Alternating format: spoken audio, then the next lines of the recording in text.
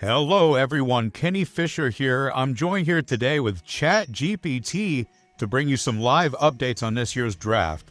Lots of interesting stories going on here in the league, and a lot could happen in today's draft. The Mystics won the championship last season, but after our 4-team expansion, their roster was picked clean. Only Percy Willis, Burl Packer, and Carlos Gutierrez remained from that championship roster. Percy Willis and Burl Packer are undoubtedly key assets, and their experience will be invaluable to the Mystics. It'll be interesting to see how they choose to complement these remaining players with fresh talent to remain contenders in the league. Additionally, the dynamics of the draft have changed with the expansion as new teams have entered the league. This shift can create a more competitive atmosphere as teams scramble to secure the best available talent to strengthen their rosters. Let's see how the draft unfolds and which teams make strategic picks to shape the future of the FSL. Absolutely. On the other side of the coin, the Tide lost every game they played last season, but through some interesting and intense trades and a roster change, they claimed the league record 3 picks in the first round of this draft. Having 3 first-round picks provides the Tide with a golden opportunity to inject fresh talent and experience into their roster. It's a chance for them to reshape their team identity and competitiveness significantly. The draft is a crucial step for the Tide in their quest for redemption and to climb up the league standings. It will be fascinating to see how they use these high-value selections to address their weaknesses and build a team capable of competing at the highest level. This strategic approach to the draft could make the Tide one of the most improved teams in the upcoming season, and their picks today will be watched closely by fans and analysts alike. That is absolutely right, chat. Do you think the Tide will be targeting more defensive or offensive targets in this year's draft? The Tide's approach in this year's draft will likely depend on their assessment of where they need the most improvement based on their winless record last season. Given that they have 3 first-round picks, they have the flexibility to address both areas. They could aim for a balanced approach, selecting a mix of defensive and offensive talents to create a well-rounded team. Ultimately, it will come down to their draft strategy and the available talent pool. The key for the Tide will be to make well-informed decisions that align with their long-term goals and aspirations of climbing up the league standings. The draft is a critical step in their journey towards redemption, and their choices today will play a pivotal role in shaping their future success. Ominous. All right, I'm hearing now that the pick is in. Let's see who the Tide take with the first overall pick. And it is Audrey Becker from Ridgecrest University. If you followed along in the Discord with the FSL College Playoff, this comes at no surprise to you. Becker has been an absolute stud on defense, and his 4-turnover performance in his last game sealed the championship win for Ridgecrest. Becker is really the complete package on defense. Great hands, speed, a real game changer coming into this Tide organization. What an exciting first pick for the Tide. Audrey Becker, coming off a championship win at Ridgecrest University and showcasing remarkable defensive skills, is indeed a game changer. His ability to secure turnovers and his speed make him a valuable asset on the defensive end. Becker's success in the FSL College Playoff and his performance in the championship game highlight his potential to make a significant impact on the Tide organization. The Tide clearly saw the need to bolster their defense, and Becker's selection as the first overall pick reflects their commitment to addressing this area. That's right. Fans can really expect Becker to bring in game-winning mentality and championship experience into this Tide organization. His ability to disrupt opponents' offensive strategies and create turnovers will be crucial in turning this team's fortunes around. It's exciting to see the start to the draft for the Tide, and we'll be watching closely to see how they continue to shape their roster with their remaining 2 first-round picks. I gotta ask, chat, who is your pro comparison here for Audrey Becker? When it comes to Audrey Becker, I see a young Tobias Fonseca, a top-tier defender for the Dragons. Like Becker, Fonseca's presence on the defensive side significantly impacts his team's performance, and his quick reactions and ability to disrupt opposing offenses are highly valuable. Audrey Becker's similar attributes with Tobias Fonseca suggests that the Tide have made an excellent choice in selecting a player who can contribute significantly to their defensive stability and overall team success. Both players possess the potential to be game changers in their respective roles on the field. It will be intriguing to see how Becker's career progresses and whether he indeed resembles the impact that Tobias Fonseca has had for the Dragons. Big shoes to fill. Fonseca was the top-rated defender in last season's draft, and he has lived up to the hype this past season. I'm hearing now that the 2nd overall pick is in. Let's take a look here. With the 2nd overall pick, the Comets have selected Max Adams, offense from Magnolia College. The Comets have made an interesting choice with their 2nd overall pick by selecting Max Adams from Magnolia College. The fact that Adams hails from the same college as Percy Willis, a standout player for the Mystics, adds an intriguing storyline to this pick. If Max Adams shares any similarities in playing style or characteristics with Percy Willis, the Comets could be looking to replicate some of the success that Willis has brought to the Mystics. It's not uncommon for players from the same college program to have a similar playing philosophy or skill set due to the coaching and training they receive. The Comets are clearly investing in their future with this pick, and fans will be eager to see how Adams performs in the league and whether he can live up to the legacy of his college's notable alumni.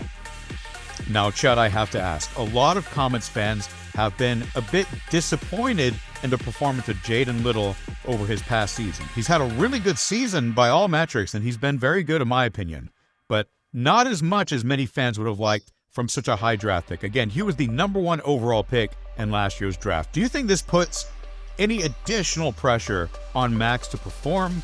Do you think this might take some pressure off the veteran and Jaden Little?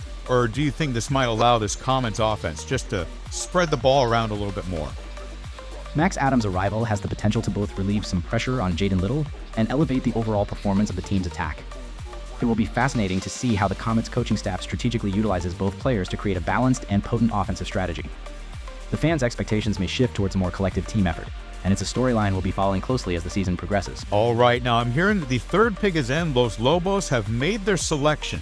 This pick, originally the Frogs, traded to Los Lobos. Again, make sure you check in and tune into the Discord for any and all trade news and player stories. But the pick is in. Let's take a look here. With the third overall pick, Los Lobos select Rolando Johnson, offense, Ashwood University. Johnson flew a little bit under the radar here for us. We might have expected maybe an Adrian Mitchell or a Kevin Welsh here in the 3. But these scouts have additional info, and through the help of our Discord scouting event, they feel they have found a gem in Rolando Johnson. It's always fascinating to see how scouting can uncover hidden gems in the draft. Los Lobos' scouts have clearly done their homework and uncovered potential in Rolando Johnson that others may have overlooked. Now, with Rolando Johnson in the fold, it'll be intriguing to see how he develops and whether he can live up to the expectations set by the Los Lobos' scouting team. Sometimes these under-the-radar picks can turn out to be game changers, and we'll be eagerly following Johnson's journey in the FSL to see how he fits into the Los Lobos' offensive plans. Now, Ashwood took an early exit in this year's playoff to Tobias Fonseca's alma mater, Garden View, but Johnson accounted for all 7 points for Ashwood in their playoff loss. I suppose there must have been some Los Lobos scouts there at that game, huh?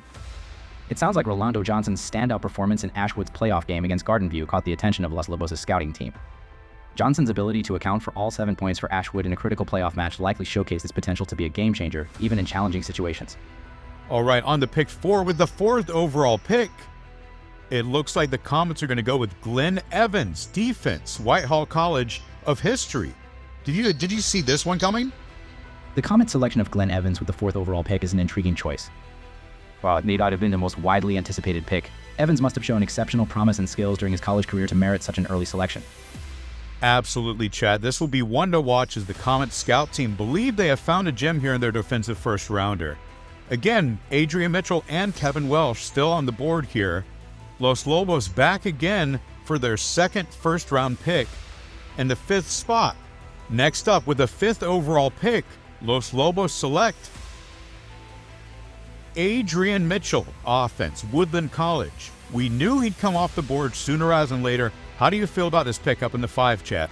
The selection of Adrian Mitchell by the Los Lobos with the 5th overall pick is a significant move. Mitchell's presence in the draft was undoubtedly highly anticipated, given his offensive talents showcased during his college career at Woodland College. Los Lobos have made a bold statement by securing Mitchell. His ability to make plays and score goals can be a game changer for their offense. Mitchell's versatility and skills likely made him an attractive prospect for many teams in the draft. It will be exciting to watch how Mitchell transitions to the professional level and how he integrates into the Los Lobos' offensive strategy. Los Lobos have doubled up on offense in the first round. This is a team that knows how to put points on the board. Now it's back to the Tide with their 2nd first-round pick, and the pick is in. For the 6th overall pick, it will be Courtney Fowler, defense, Green Valley University. Tide going back-to-back defensive picks in the first round here. The Tide's decision to make back-to-back defensive picks in the first round is a clear indication of their commitment to shoring up their defense, a strategic move that could pay significant dividends. Fowler's inclusion further reinforces the Tide's focus on building a strong defensive foundation. This choice suggests that the Tide's management and coaching staff recognize the importance of a robust defensive lineup in improving their overall team performance and changing their fortunes. Tide is taking a deliberate and strategic approach to the draft. By addressing their defensive needs early, they are laying the groundwork for a more competitive team in the league. It will be intriguing to watch how Courtney Fowler and the previously selected Audrey Becker work together to create a formidable defensive unit for the Tide in this upcoming season. Very insightful, chat. This sets up the Tide well with a lot of young talent on that defensive front. I actually really do love the addition of Fowler here. I know that Kevin Welsh is still on the board. I think he's the type to play a more supporting role to Becker's ball hawking play style. Expect a good amount of turnovers forth between these two. With the 7th overall pick, the Rebels go Philip Bayless, offense, Zephyr School of Journalism. The big story here, Philip Bayless is in fact son of Flip Bayless, who recently took the GM position for Los Lobos after the expansion. Philip Bayless, the son of Flip Bayless, who recently assumed the GM role for Los Lobos, is now headed to the Rebels. This selection undoubtedly raises eyebrows and sparks intrigue in the league. It's not uncommon for family connections to have an impact on sports, and Philip Bayless will carry the expectations and legacy of his family into his professional career. We'll be closely watching how Philip Bayless adapts to the Rebels' playing style and how his presence in the league unfolds. The storyline of a talented young player making his way into the league, especially with familial ties to the GM of another team, is a narrative that will undoubtedly capture the attention of fans and media alike. I'll be keeping an eye out for sure, but I do like this pickup from the Rebels. Philip is a really twitchy offensive talent with all the measurables. He has the potential to become the face of this franchise. Good pickup from the expansion team. On to the Flame, and the pick is in. With the 8th overall pick,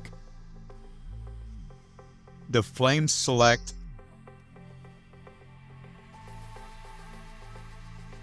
Kevin Welsh, defense, Bayshore College.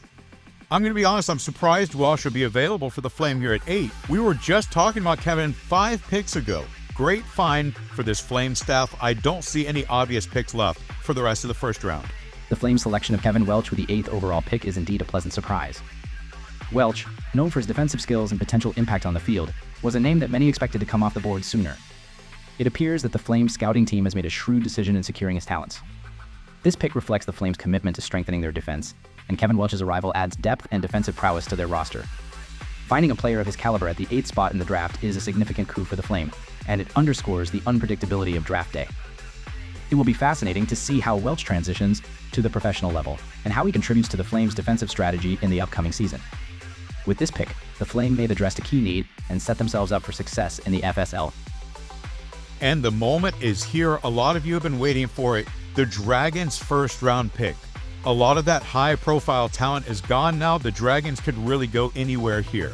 And the pick is in. For the 9th overall pick, the Dragons select Dwayne Wells, defense, Shoreline College. I mean, he just looks like a monster. Great measurables, good size, a ton of upside potential with this pick. Chat, the Dragons are a very good team this year. With Tobias Fonseca anchoring your defense, how do you feel about this defensive pickup in round 1?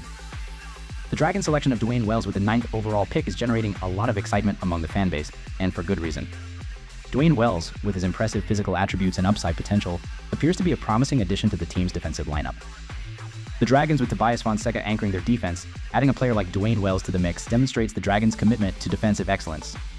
The Dragons are positioning themselves to be a formidable team this season. The combination of Wells' potential and Fonseca's experience could create a dynamic defensive duo that's difficult for opponents to break down. This pick shows that the Dragons are determined to contend for the championship and keep their passionate fan base engaged and excited for the upcoming season. It will be intriguing to watch how Dwayne Wells develops under the guidance of the Dragons coaching staff and how he complements the team's existing defensive strengths. With this move, the Dragons are making a clear statement about their aspirations for the season ahead. Exciting times to be a Dragons fan. The Sharks now with their first pick of the Season 4 drafts. Let's take a look. With the 10th overall pick, the Sharks select Shabang Bang Richardson III, offense, Pineview Tech. Wow. I mean, we have heard about the potential of this kid, but did you see him getting drafted in the first round, chat? It is indeed a surprising and bold move. While Richardson's potential may have been known, his first-round selection might not have been widely anticipated. This pick showcases the Sharks' willingness to take a chance on a young and promising offensive talent. It's a testament to their belief in Richardson's abilities and potential to make an impact in the FSL. It's clear that the Sharks have a vision for how Richardson can fit into their offensive strategies.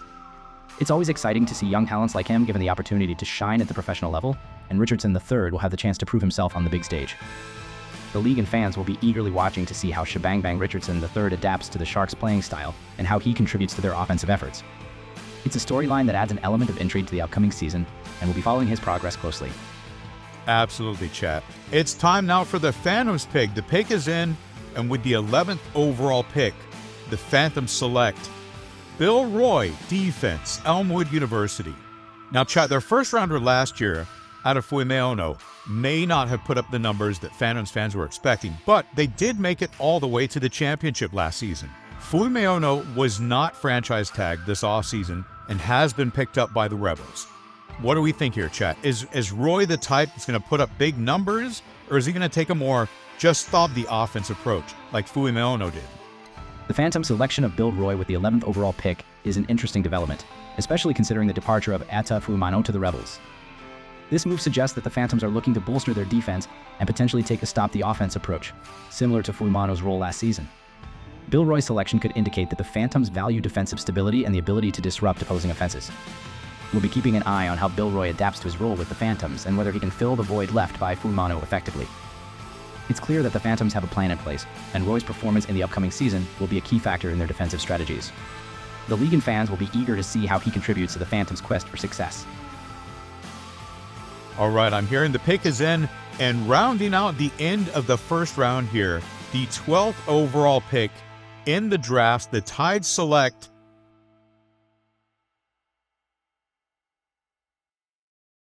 Brett Romero, offense, Ridgecrest University. Wow, I have to say right now, I love this pick. Reuniting Romero with Becker right after they just won the championship together, it feels like a culture play. Like you're bringing in a winning culture into your locker room. These two have been playing together for years. Their chemistry is already there. Audrey Becker and Brett Romero are reunited on this Tide squad. Romeo and Becker's pre-existing chemistry and experience playing together will undoubtedly have a positive impact on the Tide's locker room. This move suggests that the Tide are looking to leverage the winning culture and synergy that these two players have developed over the years. The emphasis on team chemistry and the potential for Romeo and Becker to lead by example in the Tide organization. It's a storyline that adds an exciting dimension to the upcoming season, as fans and analysts alike will be eager to see how this dynamic duo performs in the FSL. With this pick, the Tide is making a bold statement about their aspirations for the season ahead and their belief in the power of a strong, cohesive team culture. It would be fascinating to watch how Brett Romeo and Audrey Becker continue to excel together at the professional level.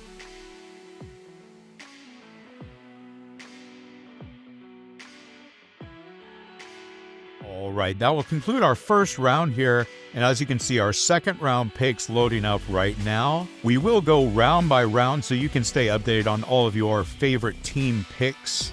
In the meantime, chat, we just finished up that first round. As you can see from all the gold on the board, there has been a lot of trades made in this offseason. But all that's to say, a lot of decisions have been made leading up to and tonight in this draft. The question on my mind, on everyone's mind, I've got to ask it, chat, who do you think won this draft? It's challenging to definitively declare a winner of the draft at this early stage. The draft is just one piece of the puzzle, and its true impact will become clearer during the upcoming season as these new talents integrate into their teams and demonstrate their abilities on the field. That said, several teams made noteworthy moves in this year's draft that could significantly benefit their rosters. The Tide's 3 first-round picks demonstrate their commitment to improvement, while the Phantoms and the Comets addressed key areas of need with strategic selections. Los Lobos and the Flame also made impactful choices to strengthen their teams as expansion teams. Ultimately, the success of these picks will depend on how well these players adapt to the professional level and how they fit into their respective team strategies. We'll be eagerly watching and providing commentary on their progress throughout the season to see which team's draft selections truly shine on the field. I want to ask, outside of the first round, who was the most notable player picked in this draft? Great question, chat. I'm going to get a little bit of time for this fourth round to finish out because I don't believe that my pick has come up yet. This is just an excellent rookie class, chat. I got to say, it is absolutely stacked with talent from top to bottom. Obviously a lot of great talent in the first round. We're going to see probably all of the first rounders in some capacity this season, but even still, you can find a lot of talent in these late rounds. Quinn McHugh wasn't picked up till late. Benny Bronk either. And newsflash, both of them will be on the same team playing for the Knights this year, offensive and defensive player of the year. But to answer your question, chat, I like the Lamar Brown pickup from the Tide in round 5. I think he's got a lot of speed. He plays very smart, a little underrated in my opinion, getting picked up in the 5th round. I think the Tide have done fantastic in this year's draft. I think you're going to see a very young roster leading this Tide team. It is going to be a completely different team from the winless team we saw last season. Season 4 kicks off in 1 week, Monday, November 13th, right here on YouTube. And again, you can always check out the recaps on TikTok as well. Get connected in the FSL Discord for all players' injury updates and news, link in the description below. But thank you all for tuning in to this official broadcast of the FSL.